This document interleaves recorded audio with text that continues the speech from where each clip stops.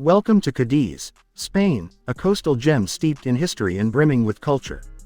Get ready to embark on an unforgettable journey as we count down the top 10 things to do in this enchanting city. From stunning beaches to ancient landmarks, Cadiz has something for everyone. Number 10. Puerta de Tierra. Historically, this part of Cadiz tapered into a narrow isthmus and marked the southern boundary of the old city. In the 16th century, this bulky stronghold was constructed to bolster the defenses and was reinforced in the 1700s. The tower that you see above the gate today actually has no defensive purpose. It's a semaphore tower that was built in 1850. Using an optical telegraph system, it was possible to relay a message from Cadiz to Madrid in 2 hours. Number 9. Ghadir Archaeological Site. The Phoenicians from what is modern-day Lebanon settled much of coastal Spain a long time before the Romans arrived, but it can be very hard to find much evidence of their towns and trading posts. That's what makes Ghadir so valuable, because 9 meters beneath the surface of Cadiz are the vestiges of a settlement from the 9th century BC. A great deal of what historians know about Phoenician life in Spain has been informed by this site, beneath the puppet theater in the old town. You can inspect everyday tools and see a section of the city, including 2 streets and 8 homes.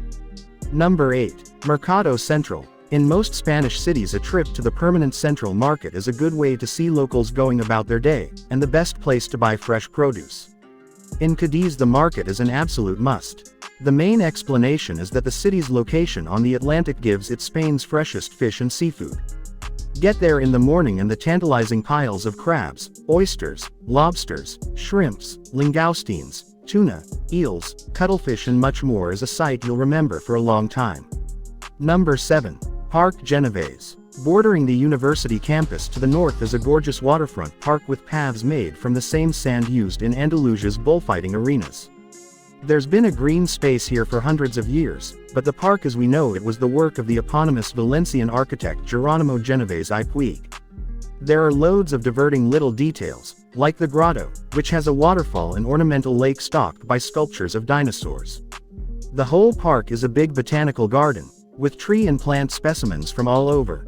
Maple trees, poplars, Indian laurels, Canarian pine and cycads from southern India, to name but a few. Number 6. Cadiz Cathedral. For another superb panorama of Cadiz, you can also scale the cathedral's Poniente Tower, from which you can look out over the port. The cathedral is from the 1700s and combines Baroque, Rococo and Neoclassical styles. In this period, Cadiz was going through a boom thanks to trade with the West Indies, Central and South America, which explains the building's nickname of Cathedral of the Americas. In the crypt you can view the tombs of 2 of Cadiz's most famous sons, the seminal early 20th century composer Manuel de Falla, for whom the concert hall was named, and José María Pemen, a writer most active during Franco's rule. Number 5.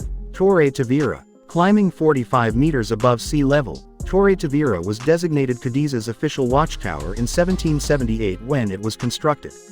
At the top of 10 flights of stairs and 170 steps is a rooftop terrace with the best view in the city, west to the castle of San Sebastián and south to the shining dome of the cathedral. 1 level below the terrace is the tower's camera obscura, installed in 1994. Every half hour you'll be able to watch a multilingual demonstration of this instrument, which projects a real-time image onto a screen. Number 4. Gran Teatro Falla. This fine 19th century concert hall is in the neo-Mudéjar style, reviving medieval Moorish design, and is one of the city's top landmarks. You'll enter via the large horseshoe-shaped portals that have the classic Moorish style alternating voussoirs, red and white archway stones. There's an exciting schedule at any time of year, but if you really want to get to know Cadiz's body folk culture, a visit during the carnival in February or March is a must. This is when there's a competition for the comparses, musical ensembles that dress up in outrageous matching outfits and sing satirical songs about anything from popular culture to politics. Number 3. Playa de la Victoria. Running up almost the entire western side of Cadiz is the 2.8-kilometer-long Playa de la Victoria, often rated as Europe's best urban beach and up with the best of any kind in Spain. It's just as popular as La Caleta, but its size means that you'll have little trouble escaping the crowds.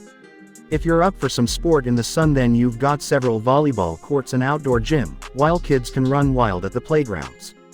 Hugging the length of Playa de la Victoria is the city's Paseo Maritimo, traced by a promenade and with a choice bars, Chiringuitos beachside restaurants, and shops to round off a perfect lazy day. Number 2. Playa La Caleta. For Cadiz residents, this bay on the west side of the city's oceanfront is more than just a beach.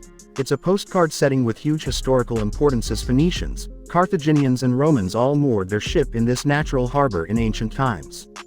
Today there are plenty of motorboats and dinghies on the north side, but no tall masts, and the Blue Flag Beach is a place for people to relax, meet friends and enjoy the sun. Something curious about the beach is the way every single large rock has its own name, usually after an animal or everyday object, and many of these were bestowed on them centuries ago. Number 1. Castle of San Sebastian. Part of the joy of this 18th century fortress comes from the journey. The fortification is at the end of Paseo Fernando Quiñones, a long stone causeway that runs from the northwestern edge of the city. The views back to Cadiz from this elevated path are scrapbook worthy, and you can pause to dangle your legs over the wall and watch the Atlantic. The fortress buildings are from 1706, but the lighthouse here has Muslim origins.